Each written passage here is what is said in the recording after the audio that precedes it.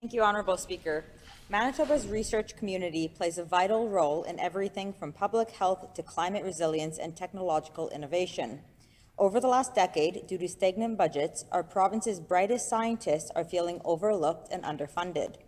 Now, we see that the Premier is inviting American researchers to move here, and while we understand the global challenges in science right now, I'm hoping the Premier will explain why this government is prioritizing the recruitment of international scientists before restoring stable funding and infrastructure for the world-class researchers already here in Manitoba.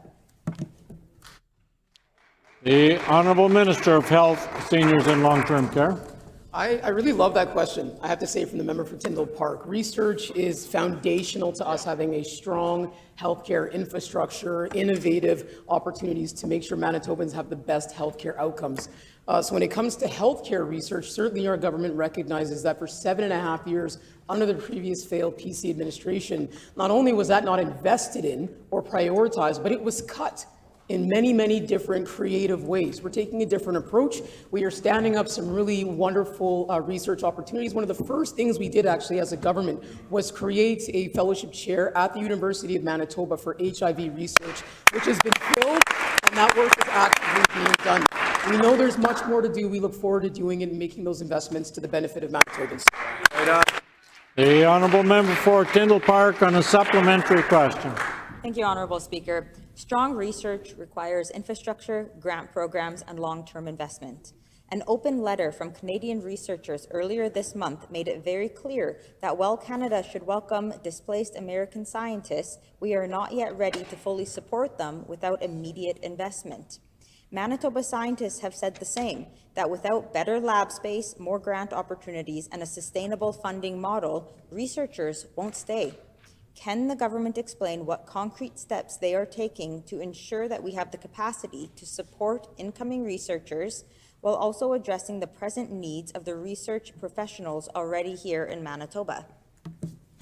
The Honourable Minister of Health, Seniors and Long-Term Care. Honourable Speaker, our government understands the importance of this area of research, and we work across departments to do so. Our Minister of Business, Mining, Jobs and Trades invested in our first budget, $200,000 into the clinical trial space dedicated to research. Our government in this budget is standing up clinical scientist chair opportunities in our province. That's to recruit the best and the brightest internationally to Manitoba for these highly coveted positions. We've met with many research-based organizations locally to understand their needs, to make sure they have the investment and the support of government and a partner. What I heard from different research organizations in Manitoba is that the previous government wouldn't even sit down and have a conversation with them. We're sitting down, we're having those meetings, we're learning about their needs. Member's time has expired. The Honourable Member for Tyndall Park. Thank you, Honourable Speaker. Research is collaborative and it's local. Yet despite the Premier's announcement inviting American scientists to Manitoba, we've heard from several universities and research bodies that they were not consulted ahead of time. This echoes the concern raised by over 1,000 researchers across Canada in a public letter that calls for greater investment to protect our scientific sovereignty and strengthen our homegrown research capacity.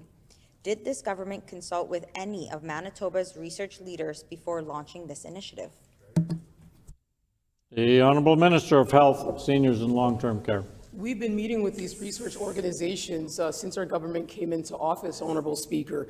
We've been meeting also with the Canadian Medical Association to learn about research opportunities and how to support folks who are coming from the United States who want to research here in Manitoba. We made investments in our very first budget of $200,000 to support folks in the clinical trial space and to support those who are already in Manitoba, and we're going to continue to make those investments. We're also looking at the area specific to women's reproductive health and women's health care in general, because we know that across the board, that area of research is underfunded and under-respected. Our government understands the importance of this area. We're making investments, we're listening to experts, and we're working in partnership.